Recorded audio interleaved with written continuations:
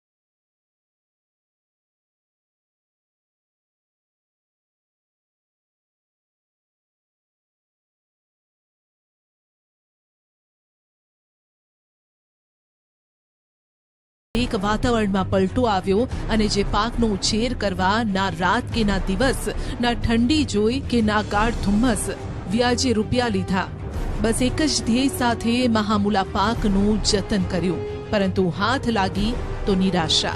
માવઠાએ પાકનો સોથ વાળી દીધો। હાડથી જવતી ઠંડીએ રોગ લાગવાની ભીતિ ઊભી કરી તો પહેલા ઓછી ઠંડીએ પણ ટેન્શન વધાર્યું।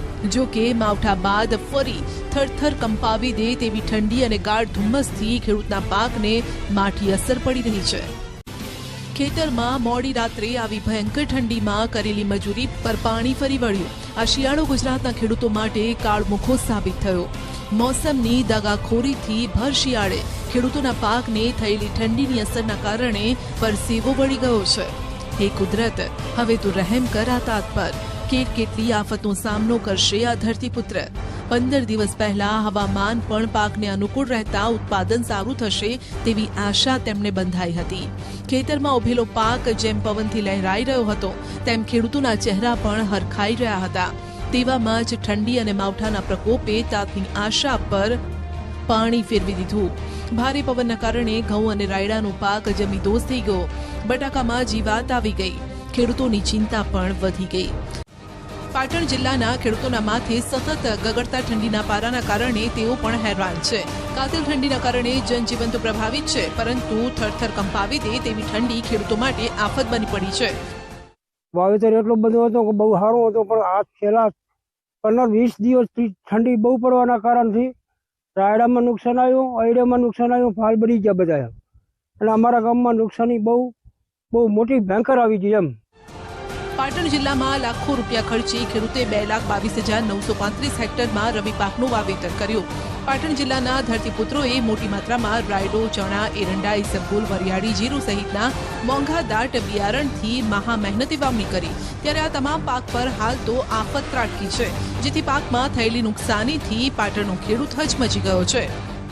10 થી 15 દિવસ પાછળ વધારે ઠંડી પડવાથી 50% થઈ ગઈ। જોકે હજુ આગામી સમયમાં ઠંડી વધશે। ખેડૂત પર પડતા પર પાટા સમાન સ્થિતિનું નિર્માણ હજુ પણ થશે। આ ધરતીપુત્ર હવે ભગવાન પાસે આજીજી કરી રહ્યો છે કે બાપલિયા ઠંડી ઓછી કરો, નહીં તો જે પાક ખેતરમાં લહેરાઈ રહ્યો છે તે આછી જશે। ઠંડી ના પડે એવી ભગવાન પાસે પ્રાર્થના કરીએ છીએ। પાટણનો ખેડૂત જલ્દીમાં જલ્દી આર્થિક સહાયની જાહેરાત નહીં પરંતુ સીધા ખાતામાં સહાય આપવાની પણ માંગ કરે છે। તો આપ સાહેબ ખેડૂતને કોઈ પણ સહાય કરશો તો જ ખેડૂત જીવી શકે છે, ન કે ખેડૂતને મોટી તકલીફ છે।